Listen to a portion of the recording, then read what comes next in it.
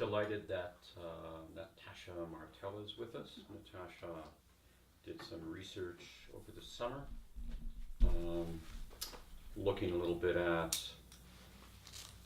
the young men largely in North America who have, in one way or another, been attracted to what they would call Islamic militant perspectives. I really was interested in seeing how much we knew, how much was there in the public record, how much could be found out about them from a kind of biographical point of view, and also particularly in terms of their educational pattern. So this kind of work is always a work in progress, but the 100 pages or so you provided me with was impressive. So it's lovely you can be with us, and so if you could speak to what you were looking at and how that came about a little bit, that'd be great, and then we'll raise a couple issues about it and talk together. Okay. So yeah, like David said, he asked me to do some research for him, and we discussed it, and we wanted to look basically at the academic histories of accused Islamic terrorists, and then for my paper, because looking at that globally was a little overwhelming, I narrowed it down to looking at accused Islamic terrorists with connections to Canada. So ended up with a 129-page document at the end. I won't put you through the whole paper, but so basically I want to look at their histories, do a profile on them, see if I could find where they went to school, what level of schooling they had, but also their connection to Islam, their connection to Canada. What else do I have in my profiles? What charges were placed against them, date of birth to try to figure out some age ranges, date of death if applicable, and if they were convicted or not. Yeah, so I mostly drew this information from what I could find online. So mostly news sources, Wikipedia, there's a number of blogs devoted to this as well. I tried to find some academic research. There is pretty much no academic research done in this area yet. So particularly within the Canadian context, there was nothing. Well, you didn't want to commit sociology. Well, it's also kind of difficult to be like, hey, so I know you're in jail for being accused of terrorism. Do you mind if I just called you to talk about your academic history? Probably. So yeah, so it was mostly drawn from online sources, which also have their limitations, obviously. It's a really rapidly growing problem of people being recruited. It's believed that there are currently over 100 what we would call young jihadists in Canada, from Canada fighting overseas. How many was it? Believed to be over 100. Particularly growing numbers from Calgary at the moment, and there's one particular apartment block where that's located. So for David, I created profiles on each people and tried to find some commonalities between them, which proved to be challenging. Was quite impressed at the diversity, so I'm just trying to find my results. You were impressed by the diversity. The diversity, yeah. So, like I said, Which is very interesting. Trying to look at the academic histories. I'll go into what I looked at. So I looked at the gender ratio. So there was, within the people I looked at, 45 males and 2 females. And this is the ones I could identify the categories for, so the numbers may not always end up to the same total, just so you know. Age categories currently, between 20 and 29 I found 14 people, between 30 and 39 there was 17, between 40 and 49 there was 7, between 50 and 59 there was 3, between 60 and 69 there was 2, and there was 4 who their age was unknown. There was quite a diversity of countries of birth. So there's 1 from Afghanistan, 4 from Algeria, 1 from Bahrain, 11 from Canada, 2 from Egypt, 1 from Gaza, 1 from Iran, 1 from Iraq, 1 from Jordan, 2 from Kuwait, 4 from Lebanon, 1 from Oman, 3 from Pakistan, I have 3 from Pakistan and 2 from Pakistan. Apparently I messed up somewhere in there. Five, So I'd say. I'll go with 5. Unless I put a wrong country in there.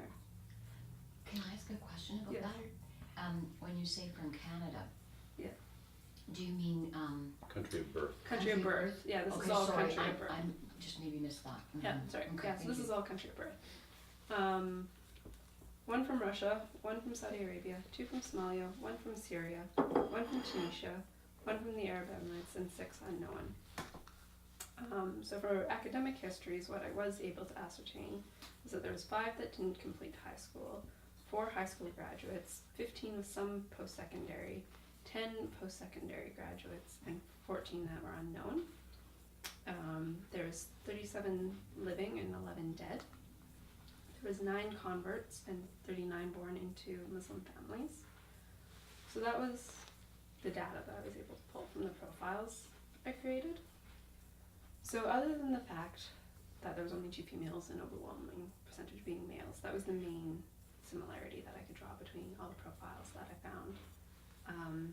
Educational histories were relatively diverse. There was some micro centers where so there's the apartment building in Calgary that I mentioned earlier. There's the Southern Collegiate Institute, which is a secondary school in London, Ontario. I think there's 4 connected with that institute. 2 who died in the bombing, 1 who was arrested, and 1 who is currently being looked into. In which bombing? In the Southern Collegiate Institute, in the bombing, the Algerian gas plant. Oh, And just one other question related to the Canadians. What was their family? Was there familial link to It was a mixture. what you could trace? Some were, so I mean, most of us I think know about the Cotters, so there is debatably link in that family. There was I'm one, sorry? What? the Cotter family, I mean there's, depending on the research you look, there's debatably, I mean obviously there's family links, but to what level in that case with the Cotter family? I But didn't quite there's some, understand your question. My question was Sorry. just, if you look at if it's a Or first the ethnic generation, link or- is there a first generation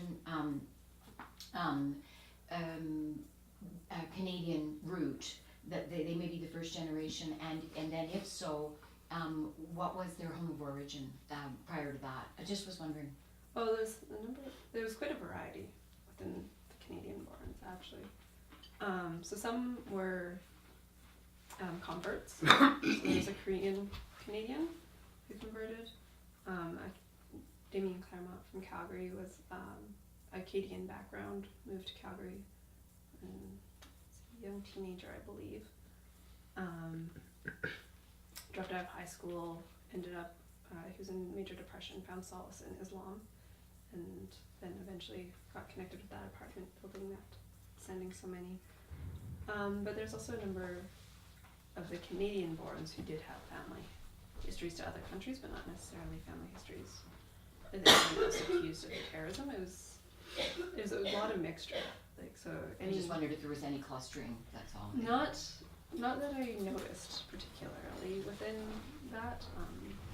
You were actually wondering if most of them were Norwegian Lutheran, I think. Well, that was my assumption, but I wanted to clarify. Do we have Norwegians or Swedes or Yeah, I was impressed at the diversity.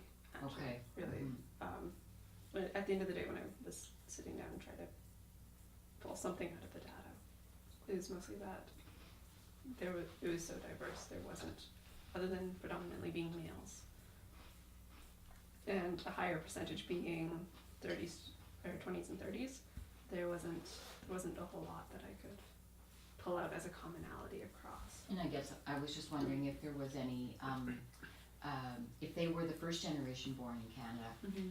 Just in terms of what one muses about, the one very articulate mother who said, my son never felt like he belonged Yeah. in Canada. And so I just wondered if there might be some connections to that experience from others if they were in their first generation in Canada. And I realize then we can't just assume it's because of links to where their parents may have been born. Mhm. But so I wondered if there was clustering of found country around where their parents had been born, if they weren't born in Canada.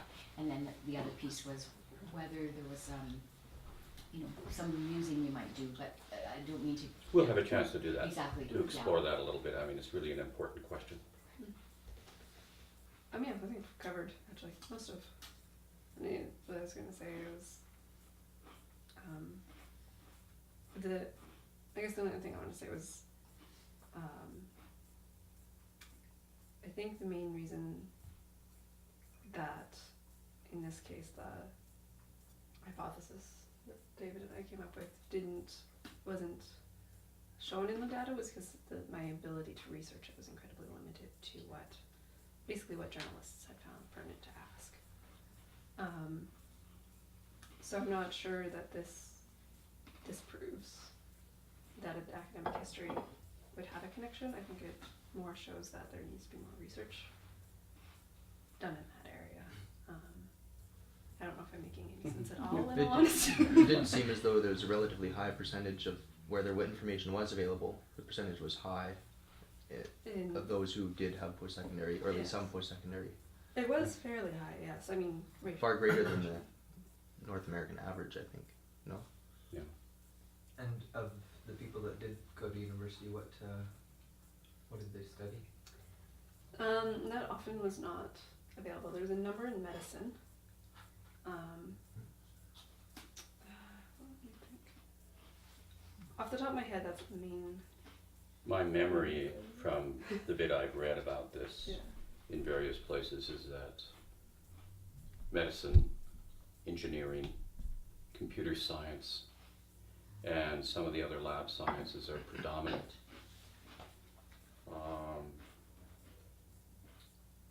If we're looking, of course, at immigrant families, those are the faculties of You're encouraged. First preference choice.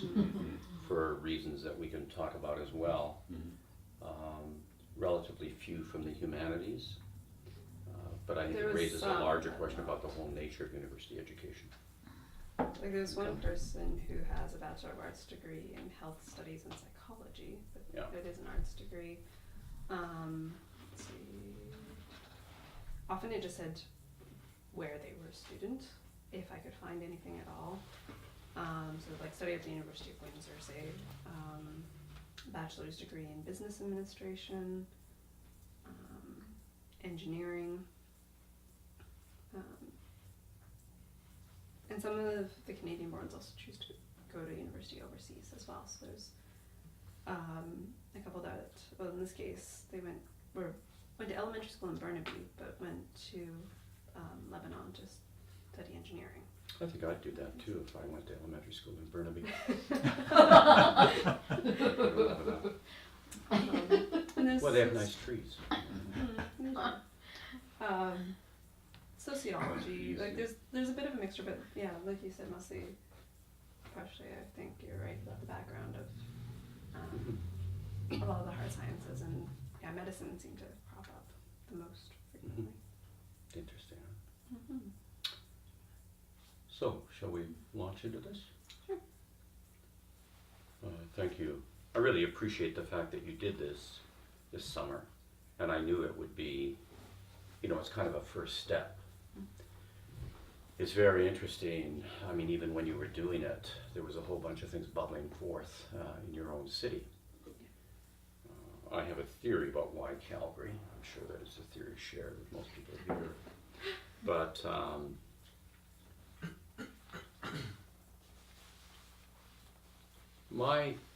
I guess my interest in this sort of follows a couple trajectories.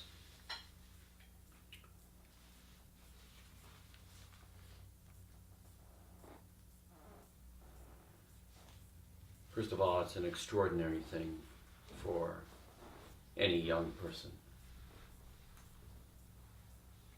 to come to a place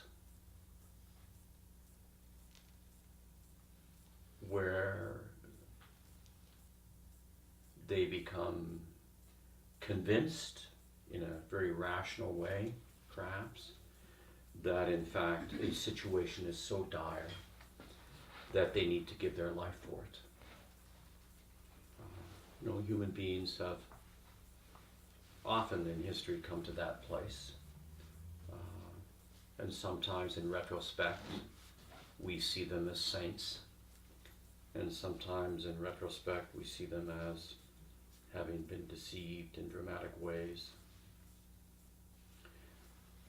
The journalist who's been tracking this, particularly in Calgary, but also in other parts of Canada, her argument just a week ago or so is that her best estimate is that there are now between 200 and 250 Canadians that have gone to Syria and Iraq and Afghanistan.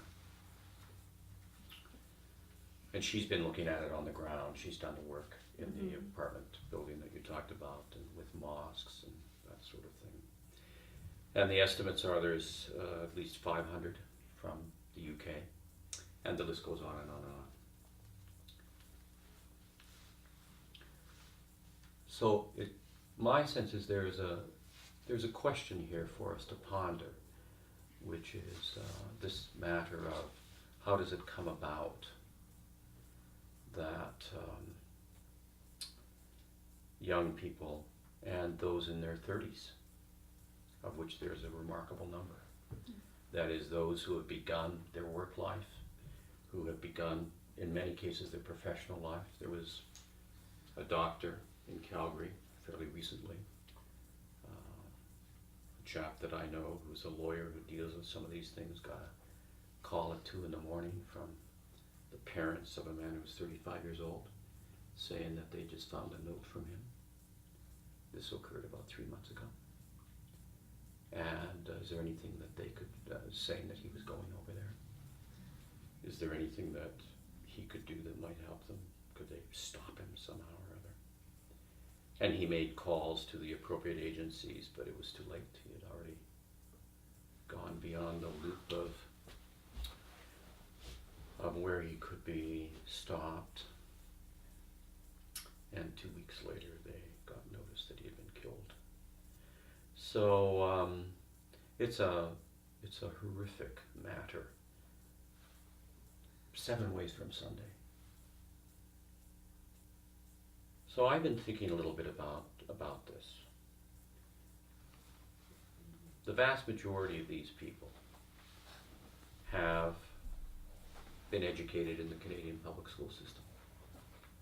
And a high percentage have gone to universities. It is certainly the case that, from what we know at this point, most of them are from immigrant families. A not small number have been born here. But it is also worth noting that quite a number are converts.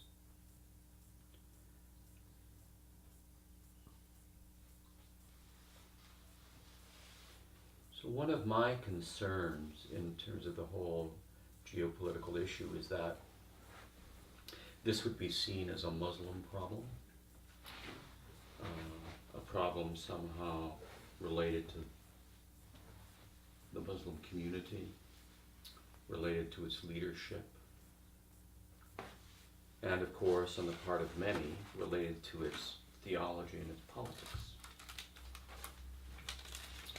So there are a number of things to talk about there. But my thought was that if they have gone through this, our educational system, and particularly if they've gone to university, does it tell us anything? Does it say anything to us about how we're going about the shaping of the mind and the heart of the young in this particular period in history? Is it something that we should think about? Or can we just blow it off and presume that we have no responsibility for this? Or we have no ability to respond to it? So that's my what I really wanted to talk with you about and listen to your understanding of this and your thoughts on it, all of you. I did raise this with a man in his 20s. I raised this actually with Omar Khatter in my last visit with him. Well, I didn't raise it so much as he brought it up. He talked about ISIS because while there are limitations in prison, they do get some news. And as I think all of you know, his parents are both immigrants. His father was Palestinian, his mother from Egypt. And they met and married, they met in university in Toronto, and they married here in Canada. And all their children were born here. So, Omar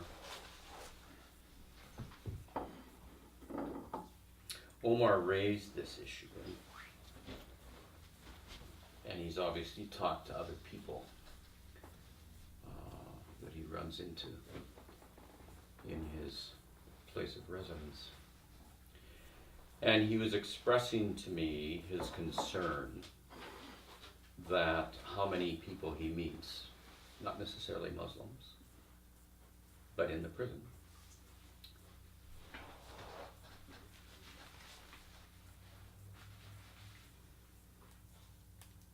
who aren't horrified by this. Who aren't? Who aren't horrified by what ISIS is up to. Much less concerned about that it does it in the name of Islam. He's been obviously taken aback by this.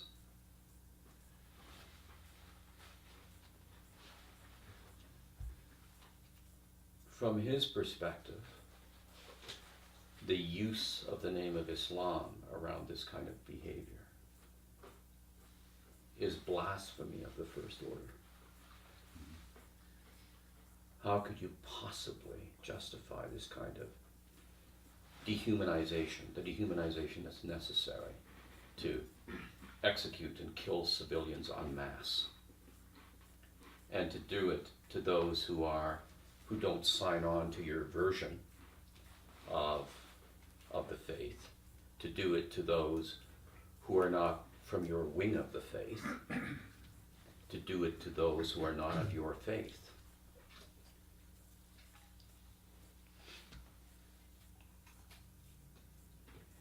He said, I made my little inquiry with him when we started to talk about this,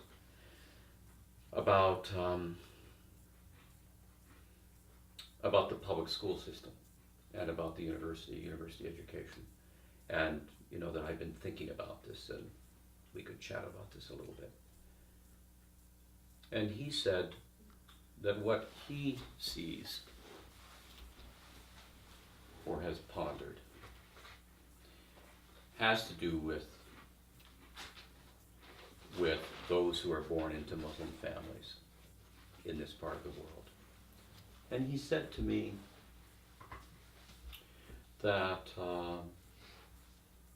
you have to remember his experience is rather curious since he hasn't been in the society since he was 13 years old, and his birthday was he turned 28 on Saturday, the day we were doing our forum at the Human Rights Museum, or Friday.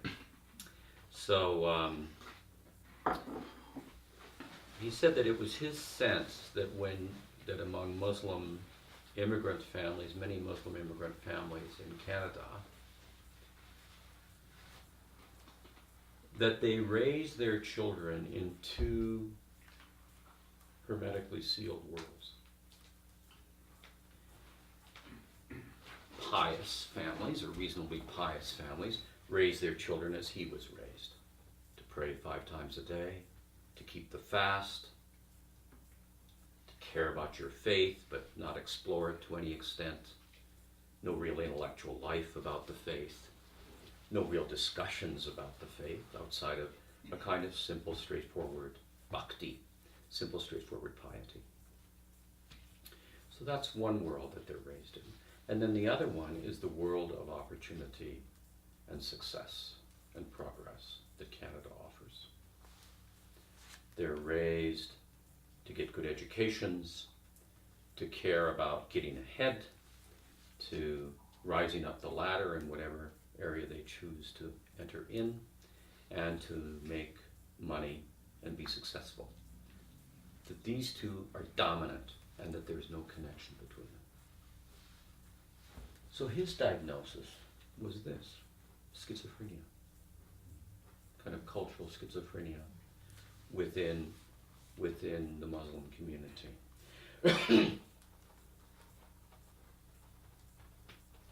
So my little piece of this, and then I'll stop talking, to hear what you think about these matters.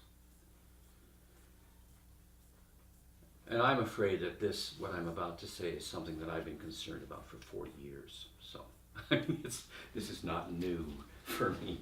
It's terribly old, and I must admit I'm getting tired of hearing myself speak about it. Are we gonna be tired of it? I expect so, perhaps. I've been tired of it long ago.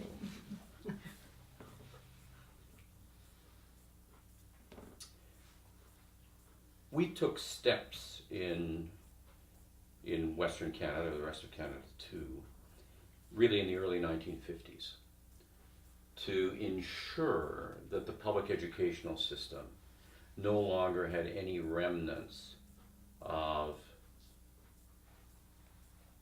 faith and Christianity and the Christian tradition within it.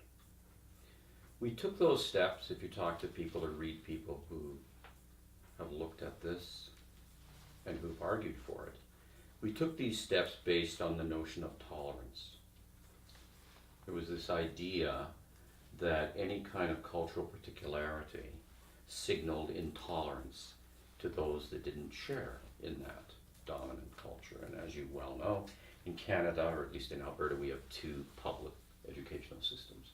One is Roman Catholic, and the other is non-sectarian. And at the same time, the educational system became deeply influenced by the emerging traditions of psychology and the notion of affirmation, self-affirmation, the dignity of the person, a lot of those matters. In our universities, at least in my history with the university since the 70s, I was very struck. I mean, the U of A is a very particular example. There are lots of particular examples. But in the public universities, I was certainly struck early on by the number of colleagues who were retreads from the church. That is, they had somehow or other come to the place, this is in religious studies, come to the place that they no longer supported the church or the Christian tradition. In many cases were angry about it. Many cases probably didn't seek much therapy over it. And so they became very important in the development of religious studies in Canada. The story is a little bit different, I think, in the private faith-based schools, although I'm not sure it's all that much different. I mean, if I look at Augustana, I don't think it's all that much different. And the fact that that was done under Glenn Johnson, I think, is high irony.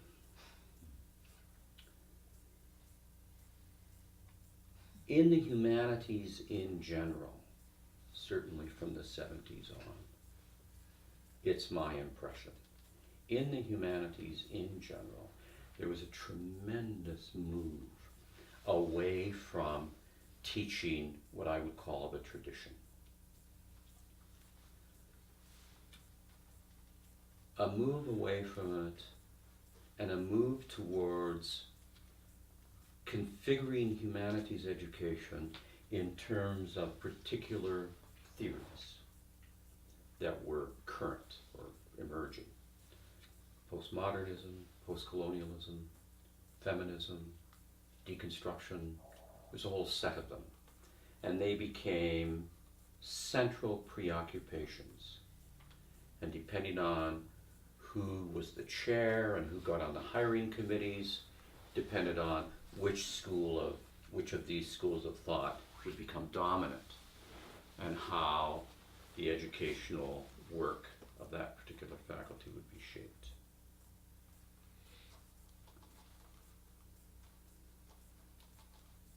I remember my daughter, Kirsten, she's 40 years old now, so this would be 20 years ago, coming home one day and using a very foul word, which I had never heard pass her lips before, as she screamed and tears bursting forth from her eyes. And she said, "It is easier for me to be a feminist in the Roman Catholic Church than to be a Catholic studying women's issues at the U of A." And that's, she did work in women's issues as well as history and philosophy there.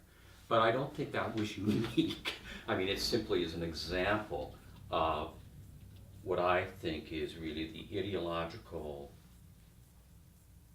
colonization of the humanities over the last 40 years. Now, my own sense is that, I have a sense, and I'm not close enough to know, but I have a sense that this is beginning to shift. Certainly in religious studies, it's beginning to shift. If I look at the people doing religious studies at the U of A, they're not the same as my generation. Jane Sampson isn't the same as Willie Braun or Francis Landy. I mean, it's a different. And the reason, I think, is that the younger generation of scholars don't harbor the kind of animosity that the previous ones did.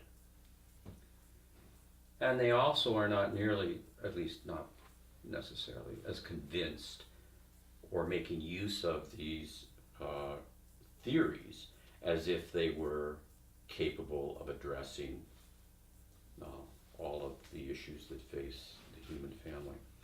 So my point was simply this. If you look at I have a kind of image for it. It seems to me we have spent a fair bit of effort in our public institutions putting the axe to the tree of culture. And that's gone on for quite a long time. Just have to ask the native communities about it. But what's interesting is what goes around comes around. What was done to native communities, you do to yourself. You do to Christianity as well. And that's been pretty thorough. In fact, I think it's remarkably thorough. And that concerned me from the first times I started to think about these things, like, why do we have to do it like that? But what is so striking is that, over the last 20, 30 years, we've also done that to the tree of the civil life. Because postmodernism, deconstruction, feminism, postcolonialism are all wonderful spotlights that you can shine on diseases, on particular problems. But none of them give you a large enough sense of the world upon which you can ground your ability to live from fashion to fashion or from context to context. That requires something bigger, it seems to me. So what I've wondered about with this is if, and I think I can say this with some certainty, when we look at the leadership, the intellectual leadership of militant Islam, which goes back to the 50s, all of the architects of militant Islam are Western trained. Did graduate degrees in the United States, in Germany, in France, and England, and then went back home. All of them are from good families in the sense of successful families, upper middle class, if not more. And they're the ones who studied in the West, and I wonder if they didn't say yes. That is, when they looked at the critique of Christianity and Christian culture, they said, yeah, that really is a disease. And when they looked at the critique of Western civilization, which has been ubiquitous in our universities, ubiquitous here as well, they didn't say yes. And to me, the question is, then, well, what are we teaching and what are they learning? And I hope I am way too narrow and critical in my analysis here. But it makes me wonder. So now that we look at the second generation of young people, converts, children who are born in immigrant families and who go through the system, what really is being absorbed and taken to heart? How are they moving into the world? What are we giving them? Now, it is clearly the case that there are young people who get into difficulties in life. They become depressed, they smoke too much dope, they end up involved in gangs, things of that nature. And a number of these young people have done that. That's the trajectory of their life. And then they're saved. Then they meet an imam or some guru, or begin to watch YouTube stuff, and they find some form of religious ideology that they can throw themselves into in a complete sort of way. And my sense is that, that's always going to be the case. There will be some people for whom that's likely to be the case. But that is no excuse for not examining what might be some of the larger issues here. So in any case, what do you think?